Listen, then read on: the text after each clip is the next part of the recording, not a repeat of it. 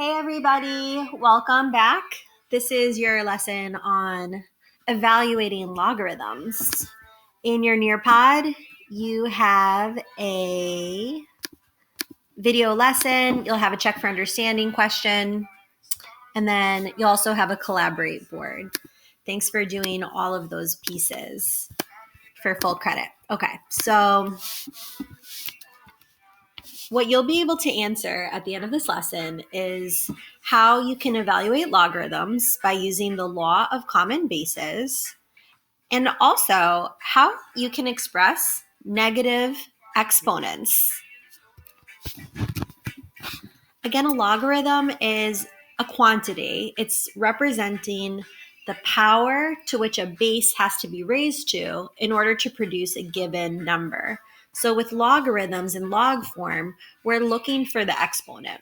It's the quantity representing the power, the exponent, to which a base must be raised to in order to produce a given number.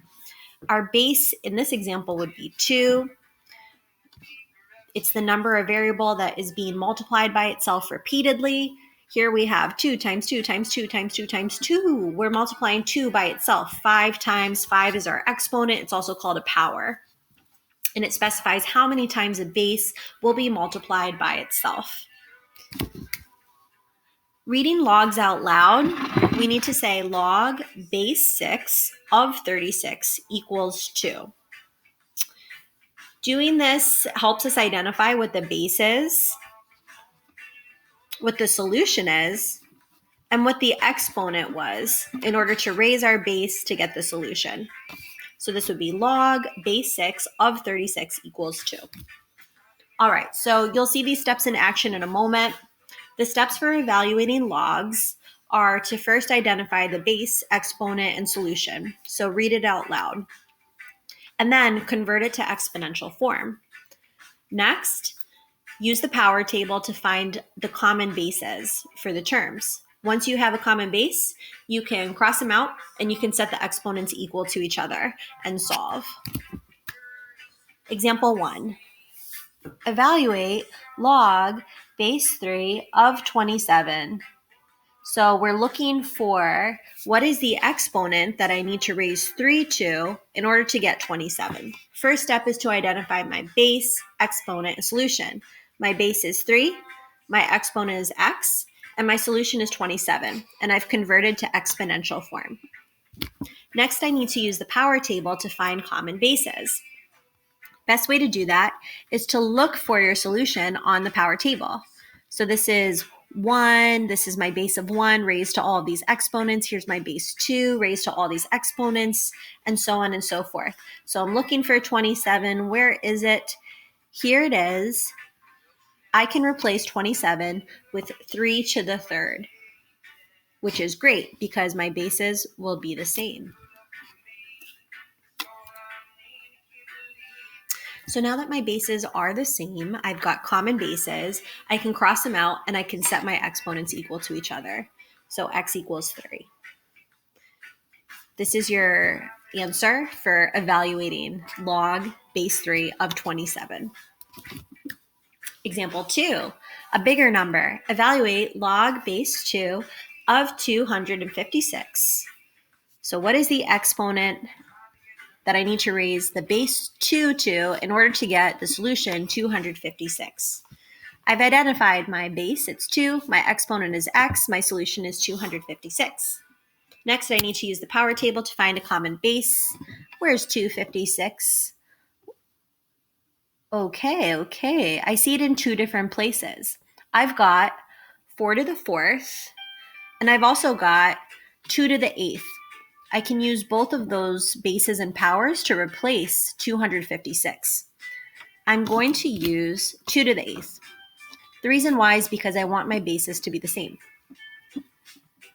That way I can cross them out and I can set the exponents equal to each other.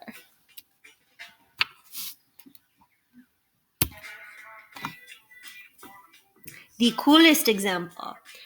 So one of your essential questions was how you can express negative exponents. You've got 1 down and you've got 1 to go. This is your last example.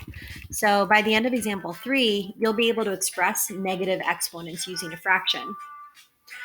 So I've got log base 1/2 of 16 equals x. Even though it's a little unfamiliar with the fraction, we're still using the same steps. My base is 1/2. My exponent is what I'm looking for, it's x, and my solution is 16. Okay, when I go to my next step to try to find the common bases, this is where it gets a little tricky. I need to change my 1/2 into a number that we can use with our power table. Well, whenever we have 1/2, we know that we can also express this as the denominator to -1. So let's take our 2 and raise it to -1. Our x was already there, so we'll multiply it with x. So I've just changed 1/2 to the x to 2 to the -x. Now I've got a base we can work with. We look for 16, and we see it here, 2 to the 4th. So we replace it. I've got common bases. I can cross them out, and I can set the exponents equal to each other. -x equals 4. One last step. We don't need to know what -x is. We need to know what x equals. So we'll divide by -1 on both sides. X divided by -1 is x. 4 divided by -1 is -4.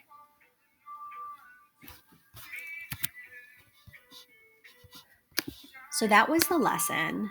If you have any questions, please let us know. You do have a check for understanding question.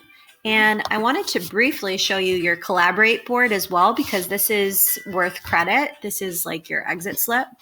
You can either click this image icon to search for a meme to leave. So say you're really confused, you can leave that image.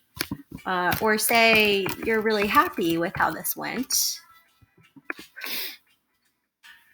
Yeah, you could leave a meme to describe how you're feeling.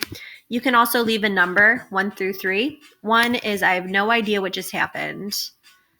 2 is you can convert to exponential form. You can find common bases. You're pretty much cool with like example 1 through 2. But example 3 with the negative exponent was tricky for you. That would be a 2. And 3 is give me the cap and gown, right? Meow. I did excellent with this. It was easy for me. Can't wait to practice on Thursday. Excellent work, and see you Thursday for live class at 2:45. Very, very short. Make sure you're there. It's worth credit.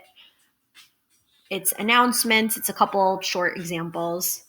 Not a big deal. If it's hard for you to participate with your video or with your sound on, you can always just come and mute yourself and turn your video off.